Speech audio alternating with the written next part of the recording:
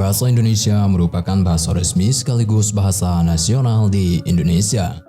Bahasa Indonesia merupakan varietas yang dibakukan dari bahasa Melayu, sebuah bahasa rumpun Austronesia yang digolongkan ke dalam rumpun Melayik yang sendirinya merupakan cabang turunan dari cabang Melayu Polinesia. Bahasa Indonesia telah sejak lama digunakan sebagai bahasantara di wilayah kepulauan Indonesia yang rata-rata memiliki kemajemukan linguistika.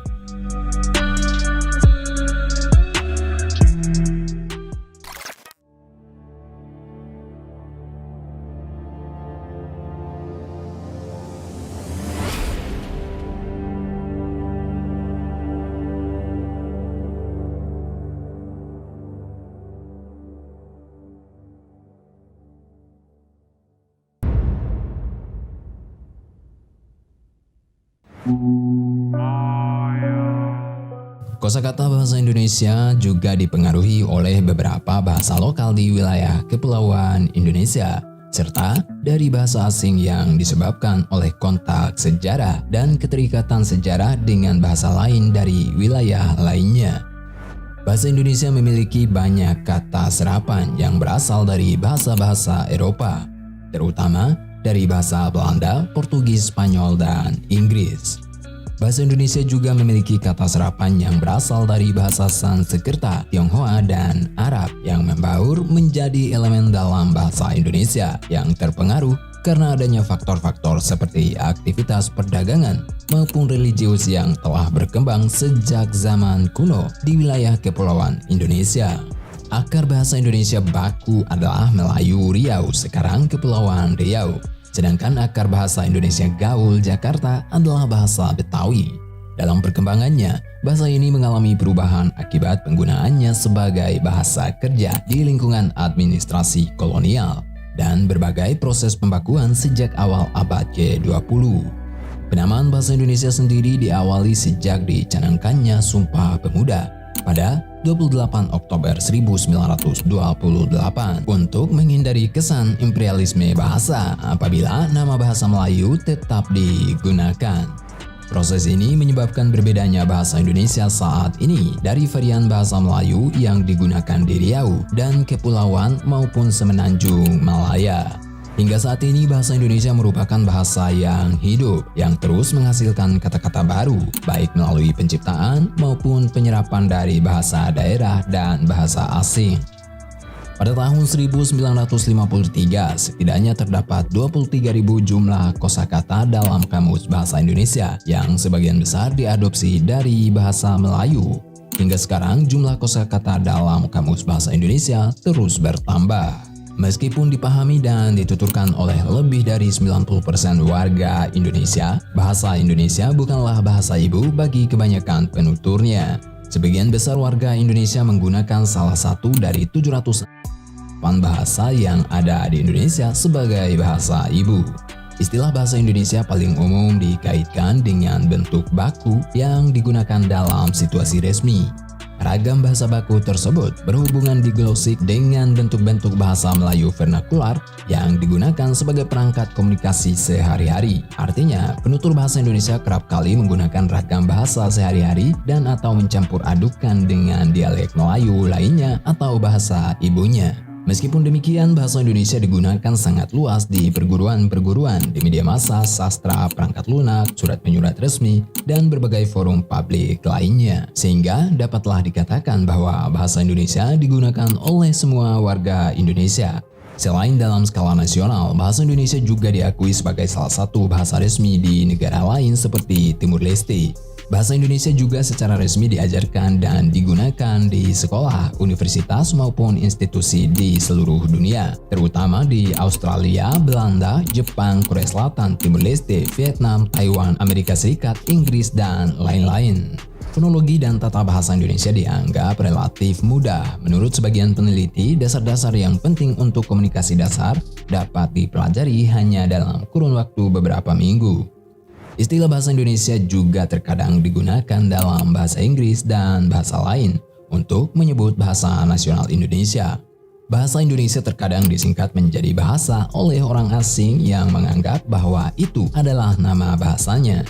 Namun, kata bahasa hanya berarti bahasa atau language. Misalnya, Korean language diterjemahkan menjadi bahasa Korea. Orang Indonesia pada umumnya tidak menggunakan kata bahasa saja untuk menyebut bahasa nasionalnya. Berdasarkan kesepakatan mayoritas pakar linguistik dalam pernyataan dari K. Alexander Adelar, mereka setuju kemungkinan besar bahwa asal-muasal bahasa Melayu berasal dari wilayah barat Pulau Kalimantan.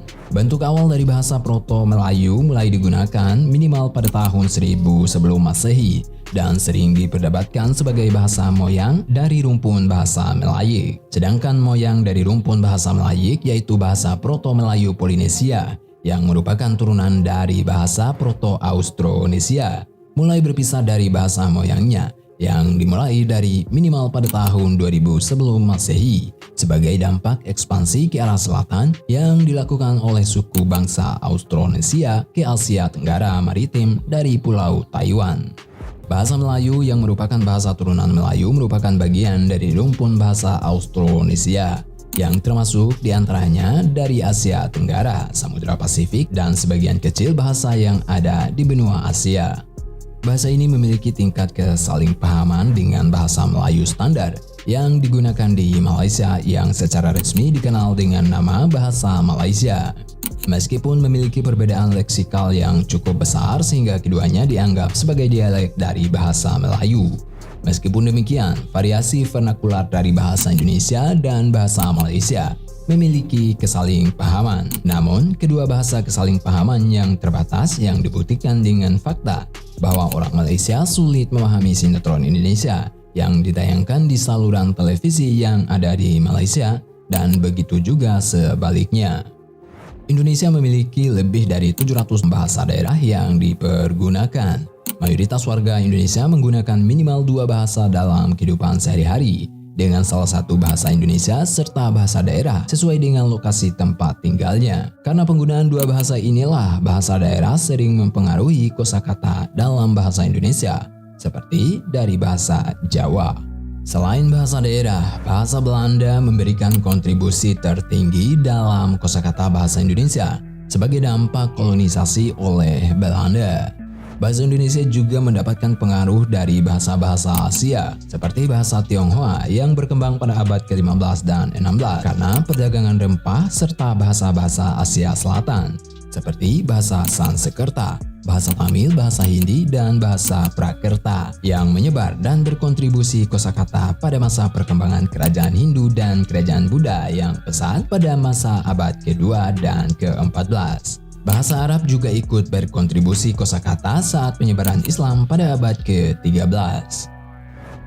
Tidak hanya bahasa Belanda, tetapi juga bahasa Eropa seperti bahasa Portugis dan bahasa Inggris memberikan kontribusi dalam kosakata bahasa Indonesia karena pernah menjadi penjajah di beberapa daerah di Indonesia. Dari bahasa Portugis, kata seperti palsu yang dari kata falso serta kata perangko dari kata pranco yang diserap dari bahasa Portugis. Selain sebagai bekas penjajah, Inggris juga mempengaruhi kosakata melalui jalur modernisasi dan globalisasi, terutama sejak dekade 1990-an karena kemunculan internet dan perkembangannya. Karena bahasa Indonesia merupakan turunan bahasa Melayu, beberapa kata yang merupakan kata serapan dari bahasa Melayu juga diserap dalam bahasa Inggris. Bahasa Indonesia tidak dapat digolongkan sebagai sebuah bahasa pidgin atau bahasa Kreol, karena bahasa Indonesia tidak memiliki persyaratan untuk menjadi kedua kelompok bahasa tersebut.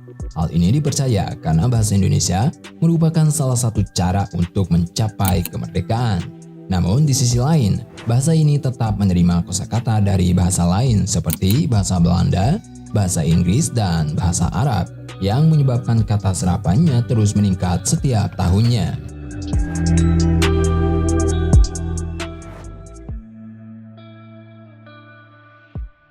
Sejumlah prasasti berbahasa Melayu kuno dari Sriwijaya ditemukan di pesisir tenggara Pulau Sumatera. Hal ini menunjukkan bahwa bahasa Melayu menyebar ke berbagai tempat di Nusantara, dari wilayah yang strategis untuk pelayaran dan perdagangan. Sementara itu, istilah Melayu adalah sebutan untuk Kerajaan Melayu, sebuah kerajaan Hindu-Buddha yang bertempat di hulu Sungai Batanghari. Pada awalnya istilah tersebut merujuk pada wilayah Kerajaan Melayu yang merupakan bagian wilayah Pulau Sumatera. Namun seiring berkembangnya zaman, istilah Melayu mencakup wilayah geografis tidak hanya merujuk pada Kerajaan Melayu, melainkan negeri-negeri di Pulau Sumatera. Bahasa Melayu kuno yang berkembang di Sumatera memiliki logat O yang digunakan pada Melayu Jambi, Minangkabau, Kerinci, Palembang, dan Bengkulu. Dalam perkembangannya, bangsa Melayu melakukan migrasi besar-besaran ke semenanjung Malaysia atau Hujung Medini, dan kerajaan-kerajaan Islam yang pusat mandalanya adalah Kesultanan Melaka pada masa perkembangannya. Istilah Melayu kemudian bergeser pada Semenanjung Malaka atau Semenanjung Malaysia yang akhirnya disebut Semenanjung Melayu atau Semenanjung Tanah Melayu. Akan tetapi kenyataannya adalah istilah Melayu itu berasal dari Indonesia. Bahasa Melayu yang berkembang di sekitar daerah Semenanjung Malaka berlogat E. Pada tahun 1512, Kesultanan Melaka dimusnahkan oleh Portugis, sehingga penduduknya diaspora sampai ke kawasan timur Kepulauan Nusantara. Bahasa Melayu purba sendiri diduga berasal dari Pulau Kalimantan, yang membuat kemungkinan bahwa pemakai bahasa Melayu pertama bukanlah penduduk Sumatera, melainkan Kalimantan. Suku Dayak diduga memiliki hubungan dengan suku Melayu kuno di Sumatera, misalnya Dayak Salako, Dayak Kanayat atau Kendayan, dan Dayak Iban. Aksen Melayu pada saat itu berlogat A seperti bahasa Melayu baku. Penduduk Sumatera menuturkan bahasa Melayu setelah kedatangan leluhur suku Nias dan suku Mentawai. Dalam perkembangannya, istilah Melayu kemudian mengalami perluasan makna sehingga muncul istilah Kepulauan Melayu untuk menamakan Kepulauan Nusantara. Secara sudut pandang historis, istilah Melayu juga dipakai sebagai nama bangsa yang menjadi nenek moyang penduduk Kepulauan Nusantara, terutama dalam konsep Proto-Melayu dan Deutero-Melayu, migrasi bangsa Melayu yang dibagi dalam dua gelombang. Saat ini konsep dua gelombang migrasi tersebut sudah dianggap usang karena sekarang dipahami bahwa nenek moyang penduduk Kepulauan Nusantara dikenal sebagai rumpun Melayu Polinesia, salah satu dari dua cabang utama suku bangsa Austronesia, yang lainnya adalah Formosa. Selanjutnya, setelah sampai pada kedatangan dan perkembangan agama Islam, suku Melayu sebagai etnik mengalami penyempitan makna menjadi etno-religius atau Muslim, yang sebenarnya di dalamnya juga telah mengalami amalgamasi dari beberapa unsur etnik. M. Muhar Om Tatok, seorang seniman, budayawan, dan sejarawan menjelaskan sebagai berikut. Melayu secara puak atau etnik suku bukan dilihat dari faktor ginekologi seperti kebanyakan puak-puak lain. Di Malaysia tetap mengaku berpuak Melayu, walau moyang mereka berpuak Jawa, Mandailing, Bugis, Keling, dan lainnya. Beberapa tempat di Sumatera Utara ada beberapa komunitas berdarah Batak yang mengaku sebagai orang kampung puak Melayu. Diketahui Kerajaan Sriwijaya menuturkan bahasa Melayu atau bahasa Melayu kuno sebagai bahasa kenegaraan sejak abad ke-7 Masehi.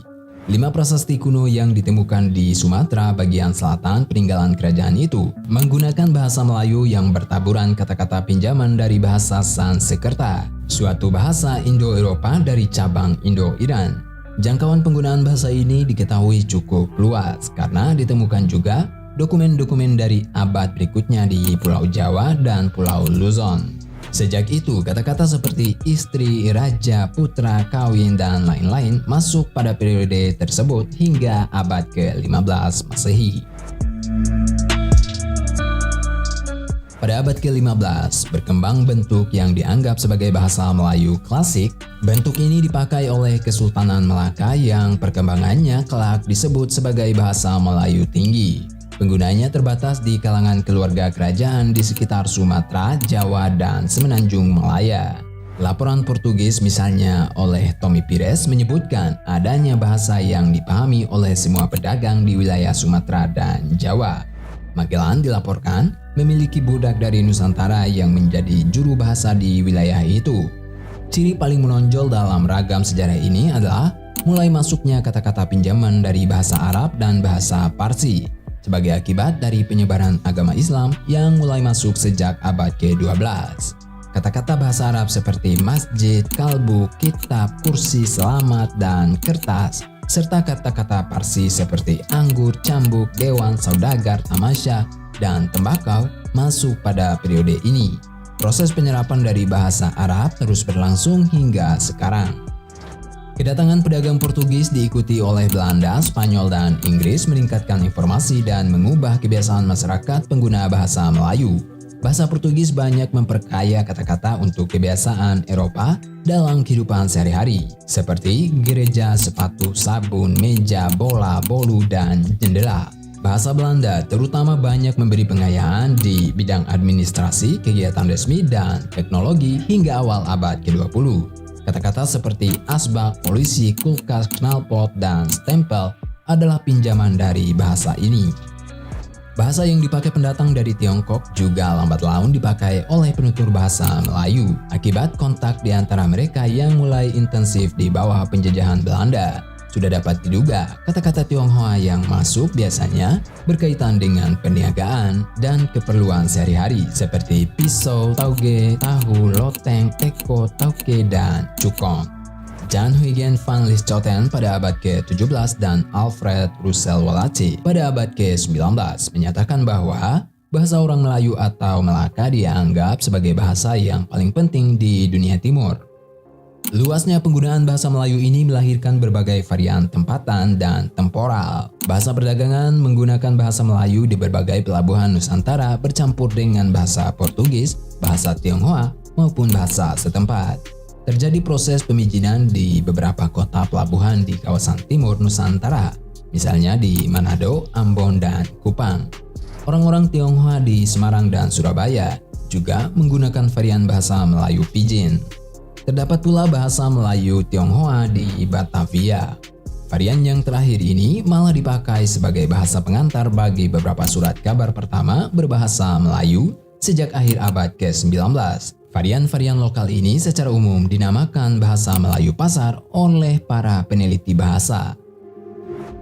Terobosan penting terjadi ketika pada pertengahan abad ke-19, Raja Ali Haji dari Istana Riau, Johor, perpecahan Kesultanan Melaka, menulis Kamus Eka Bahasa untuk bahasa Melayu. Sejak saat itu dapat dikatakan bahwa bahasa ini adalah bahasa yang full-fledged, sama tinggi dengan bahasa-bahasa internasional pada masa itu, karena memiliki kaidah dan dokumentasi kata yang terdefinisi dengan jelas. Hingga akhir abad ke-19 dapat dikatakan terdapat paling sedikit dua kelompok bahasa Melayu yang dikenal masyarakat Nusantara, yaitu bahasa Melayu pasar yang kolokwial dan tidak baku, serta bahasa Melayu tinggi yang terbatas pemakaiannya, tetapi memiliki standar. Bahasa ini dapat dikatakan sebagai lingua franca, tetapi kebanyakan berstatus sebagai bahasa kedua atau ketiga. Pemerintah kolonial Hindia Belanda menyadari bahwa bahasa Melayu dapat dipakai untuk membantu administrasi bagi kalangan pegawai pribumi, karena penguasaan bahasa Belanda para pegawai pribumi dinilai rendah. Dengan menyandarkan diri pada bahasa Melayu tinggi, sejumlah sarjana Belanda mulai terlibat dalam pembakuan bahasa. Promosi bahasa Melayu pun dilakukan di sekolah-sekolah dan didukung dengan penerbitan karya sastra dalam bahasa Melayu. Akibat pilihan ini terbentuklah embrio bahasa Indonesia yang secara perlahan mulai terpisah dari bentuk semula bahasa Melayu Riau, Johor. Pada awal abad ke-20, perpecahan dalam bentuk baku tulisan bahasa Melayu mulai terlihat. Pada tahun 1901, Indonesia mengadopsi ejaan Van Ophuijsen, dan pada tahun 1904, Persekutuan Tanah Melayu di bawah Inggris mengadopsi ejaan Wilkinson. Ejaan Van Ophuijsen diawali dari penyusunan kitab logat Melayu yang dimulai pada tahun 1896 oleh Van Ophuijsen, dibantu oleh Nawawi Sultan Makmur dan Muhammad Taib Sultan Ibrahim. Intervensi pemerintah semakin kuat dengan dibentuknya Komisi Bacaan Rakyat atau KBR pada tahun 1908. Kelak lembaga ini menjadi Balai Pustaka. Pada tahun 1910, komisi ini di bawah pimpinan D.A. Ringkes melancarkan program Taman Pustaka dengan membentuk perpustakaan kecil di berbagai sekolah pribumi dan beberapa instansi milik pemerintah. Perkembangan program ini sangat pesat. Dalam 2 tahun telah terbentuk sekitar 700 perpustakaan. Badan penerbit ini menerbitkan novel-novel seperti Siti Nurbaya dan Salah Asuhan, buku-buku penuntun bercocok tanam, penuntun memelihara kesehatan yang sedikit membantu penyebaran bahasa Melayu di kalangan masyarakat luas. Bahasa Melayu yang disebarkan oleh Balai Pustaka merupakan bahasa Melayu tinggi yang bersumber dari bahasa Melayu Riau Lingga. Sedangkan bahasa Melayu yang lebih populer dituturkan kala itu di Hindia Belanda adalah bahasa Melayu rendah atau bahasa Melayu pasar.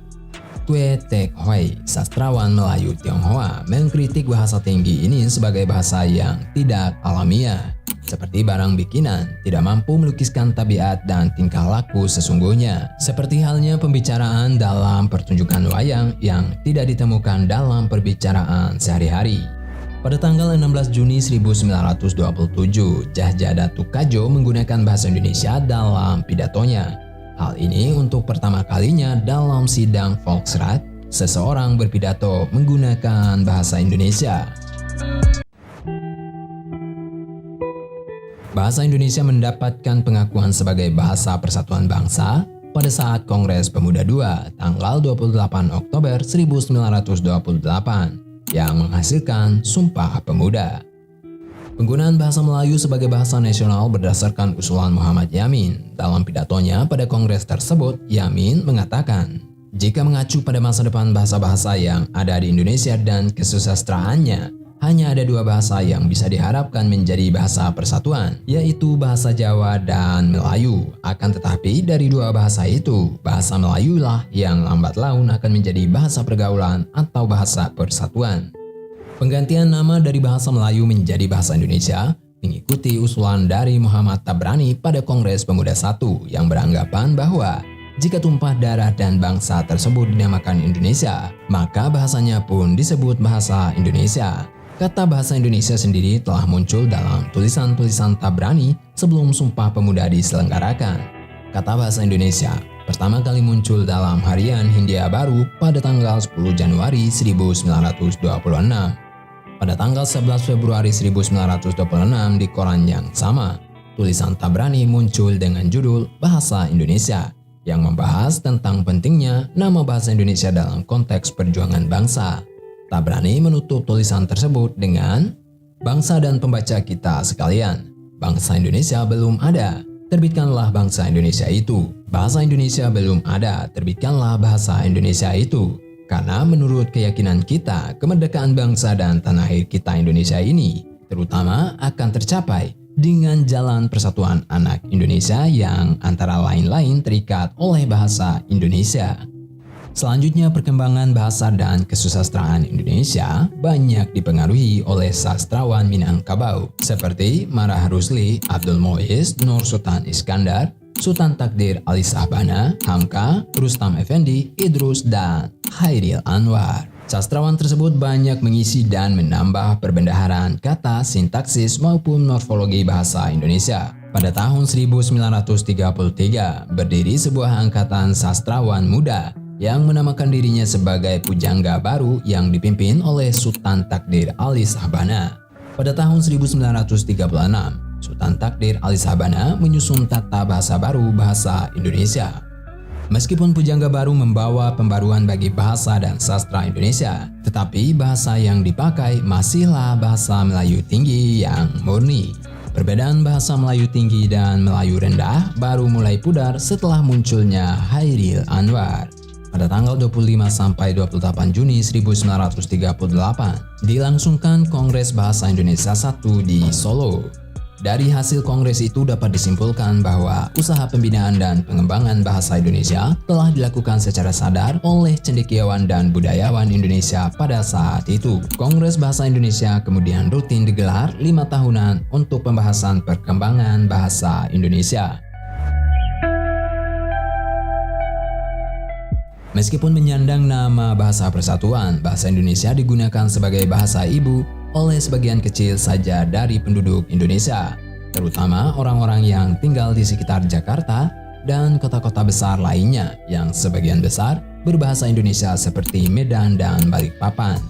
Sedangkan lebih dari 200 juta orang lainnya menggunakan bahasa Indonesia sebagai bahasa kedua dengan berbagai tingkat kemahiran.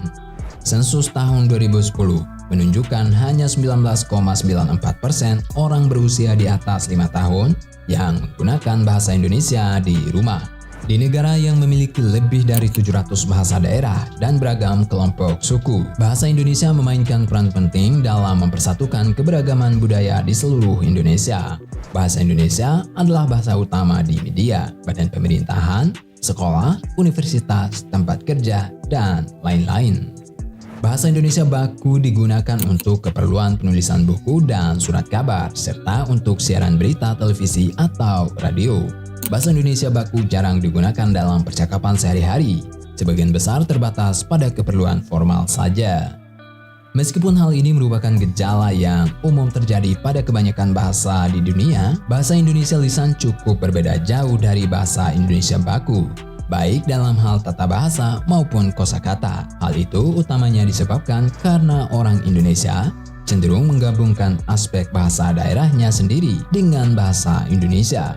Hal ini menghasilkan berbagai dialek bahasa Indonesia yang kedaerahan. Jenis inilah yang paling mungkin didengar oleh orang asing saat tiba di sebuah kota di Indonesia. Fenomena ini diperkuat dengan penggunaan bahasa gaul Indonesia khususnya di perkotaan.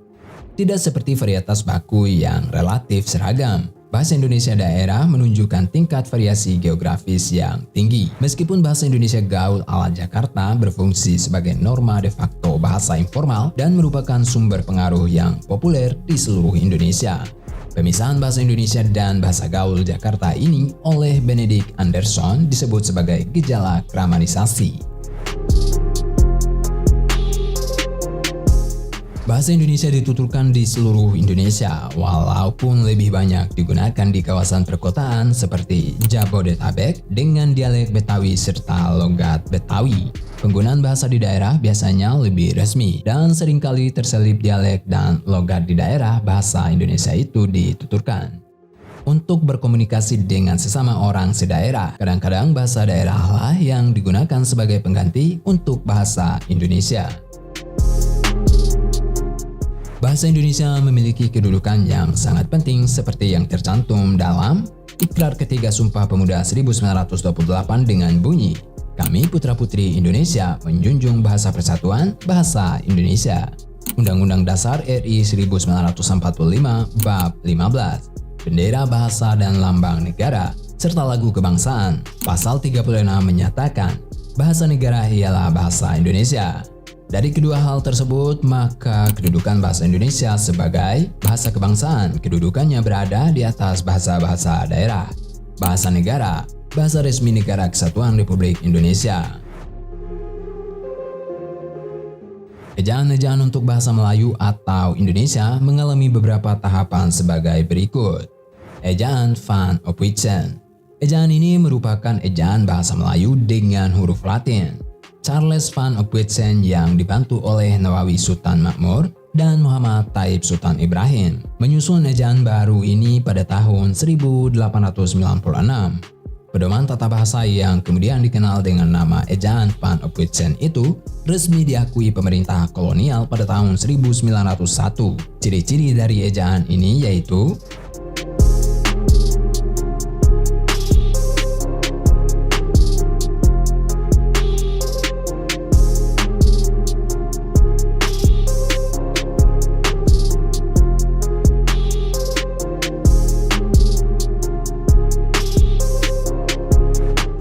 Ejaan Republik.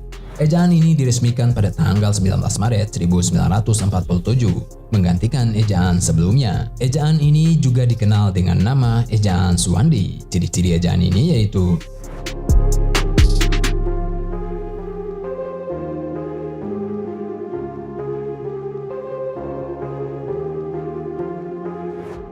Ejaan Pembaharuan. Ejaan Pembaharuan dirancang oleh sebuah panitia yang diketuai oleh Prijono dan Elvianus Katopo pada tahun 1957 sebagai hasil keputusan Kongres Bahasa Indonesia II di Medan. Namun sistem ejaan ini tidak pernah dilaksanakan. Ejaan Melindu. Konsep ejaan ini dikenal pada akhir tahun 1959.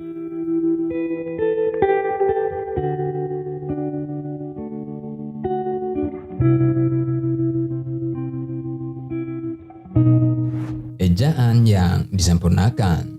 Sebelum EYD, Lembaga Bahasa dan Kesusastraan yang sekarang Pusat Bahasa, pada tahun 1967 mengeluarkan ejaan baru yaitu ejaan LBK yang menggantikan ejaan Melindo. Kemudian diresmikan ejaan yang disempurnakan. Ejaan ini diresmikan pemakaiannya pada tanggal 16 Agustus 1972 oleh Presiden Republik Indonesia. Peresmian itu berdasarkan putusan Presiden nomor 57 tahun 1972. Dengan EYD, ejaan dua bahasa serumpun yakni bahasa Indonesia dan bahasa Malaysia dibakukan. Ejaan Bahasa Indonesia. Ejaan Bahasa Indonesia atau dalam singkatan EBI dalam Ejaan Bahasa Indonesia yang berlaku sejak tahun 2015 berdasarkan Peraturan Menteri Pendidikan dan Kebudayaan Republik Indonesia Nomor 50 Tahun 2015 tentang Pedoman Umum Ejaan Bahasa Indonesia. Ejaan ini menggantikan ejaan yang disempurnakan. Tidak terdapat banyak perbedaan antara EYD dan EBI. Kembali ke istilah ejaan yang disempurnakan. Mulai 26 November 2022, dengan dirilisnya ejaan yang disempurnakan edisi 5, terkukuhkanlah istilah-istilah kedaerahan yang mengandung diksi monoftong. Monoftong ini umumnya sering didapati dari berbagai istilah suku bangsa Aceh dan Sunda. Yang tentu kebutuhan subsuku dari suku bangsa tersebut juga masih banyak lagi dan masih dalam penelitian lebih lanjut, seperti klaster subsuku Baduy dari suku bangsa Sunda. Beberapa istilah yang dimaksud ialah dan istilah tersebut yang total diperkirakan sebanyak 1.200-an kosakata dengan mayoritas nama tempat dan istilah yang belum pernah dijumpai di bahasa Indonesia sendiri. Kata serapan. Bahasa Indonesia merupakan bahasa yang terbuka bagi pengayaan kosakata dengan menyerap kata-kata dari bahasa-bahasa lain, baik dari dalam maupun luar Indonesia. Penyerapan kata ini melalui serangkaian peristiwa, baik melalui sejarah maupun tahapan penelitian yang dilakukan oleh para pakar bahasa di Badan Pengembangan dan Pembinaan Bahasa di bawah Kementerian Pendidikan dan Kebudayaan Republik Indonesia, termasuk juga melibatkan para pakar dalam bidang lain, seperti pakar agama, politik, ekonomi, hukum, sosial budaya, kedokteran, dan lain-lain.